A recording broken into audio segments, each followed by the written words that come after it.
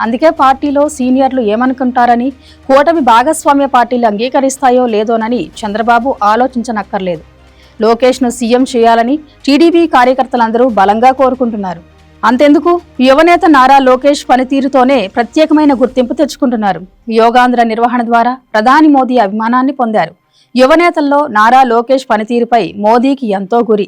ఇక విద్యాశాఖ మంత్రిగా ఆయన చేపట్టిన సంస్కరణలకు అటు టీచర్ల నుండి ఇటు విద్యార్థుల నుంచి ప్రశంసలు దక్కుతున్నాయి.